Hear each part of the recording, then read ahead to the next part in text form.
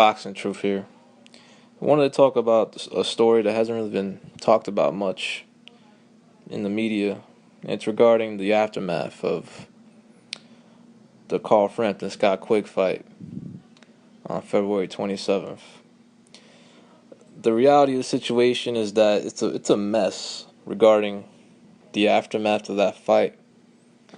It's a unification fight, but there's a lot of mandatory obligations for both of the belts that Frampton and Quigg are defending. Quigg is the WBA champion. He was promoted by the WBA, and after Rigondeaux was demoted to champion in recess for inactivity. But now the president of the WBA, Gilberto Mendoza, he's ordering the winner of Quigg Frampton to the immediately defend that title against Rigondeaux. And Frampton, he holds the IBF strap, and the IBF has already enforced the mandatory. So the winner of Frampton Quigg will have to make a choice. They can either fight Guillermo Rigondeaux to defend the WBA, or they can defend against Shingo Wank, the mandatory challenger of the IBF, unknown guy. I don't even know who he is. Never heard of him. And the falling out is that they'll have to lose one of their belts if they decide to defend against one of those challengers.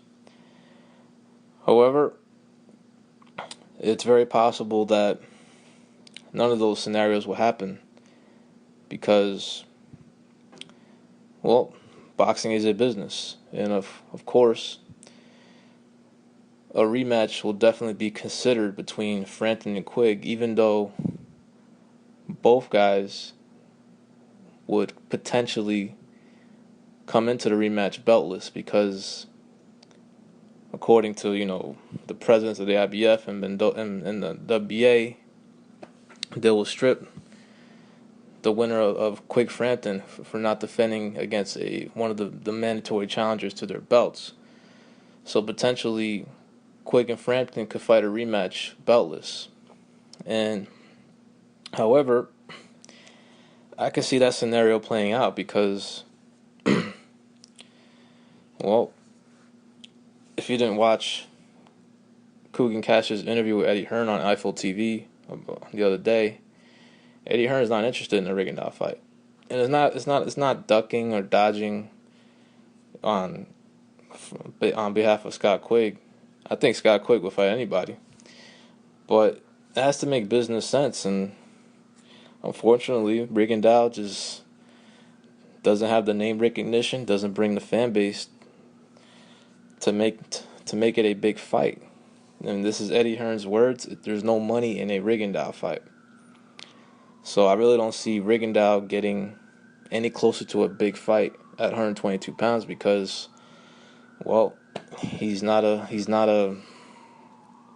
doesn't bring any economic muscle to the table. And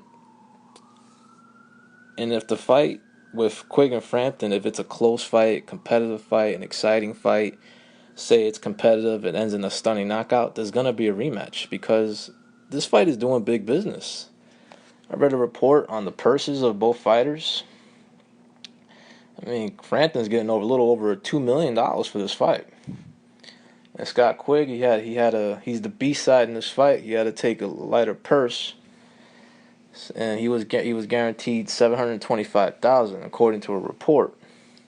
And the fight's on pay-per-view in the UK. It's also being shown in the United States. This shows how significant this fight is. It's been a long-awaited, talked-about fight, and it's just a little under 2 weeks away. And it's the biggest purse for both guys. And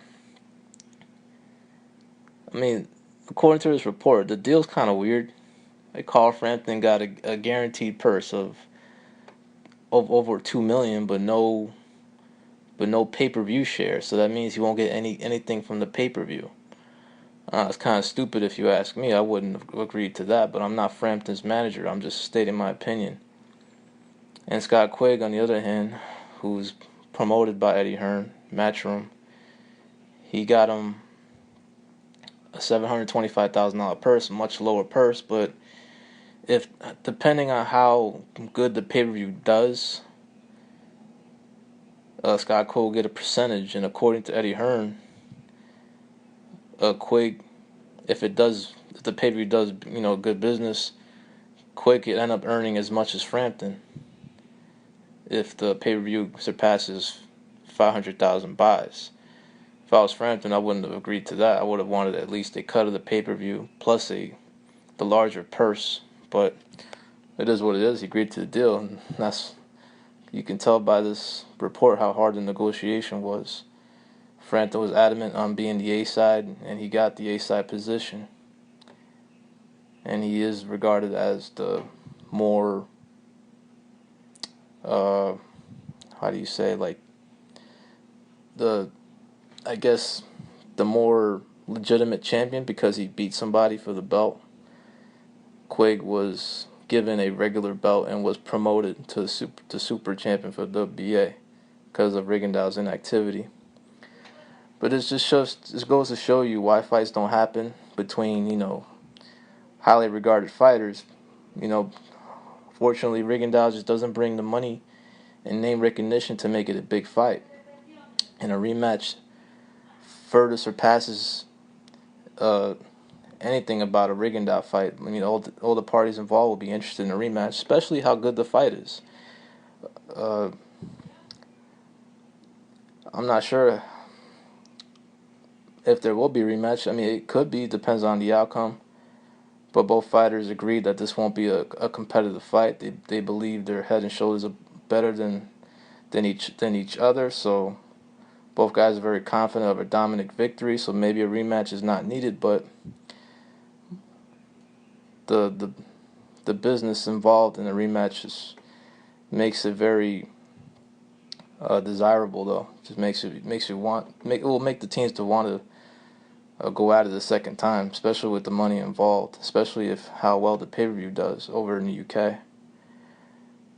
I will do a prediction video about this fight very soon. Still watching some tape, but just letting people know the business aspect of things of where this fight is going and why, really, in my opinion, Rigondeaux is not in the cards on either side. It really depends on the outcome of the fight. If the rematch is warranted, if it's desired. But man, Rigondeaux is gonna have a tough time finding a big fight at 122 or getting back on a U.S. television network. So Rock Nation has a lot of work to do to get him back on. Rigondeaux should reconsider the Lomachenko position because that's really his only fight out there. The only guy that's willing to, that would fight him. But, the money in that fight is not really big. Well, it's not desirable for Rigondeaux. And also, Rigondeaux, he's got to put in an explosive performance. Another shitty performance like that, he's done. It's over. You can forget about him being in a big fight. If he has another performance like that, like the one he had on the Cotto Canelo undercard, like what Dougie Fisher said of Ring TV, he has another performance like that, he can go piss off. I'm done with him. And can't blame any fans for saying that. You can't have that type of performance. This is the entertainment business. You got to entertain. If you can't entertain outside the ring, you got to entertain inside the ring. Just the way it works. Anyways, y'all let me know what y'all think about the situation. Who you got for Quigg Frampton. This is Boxer Truth. I'm out.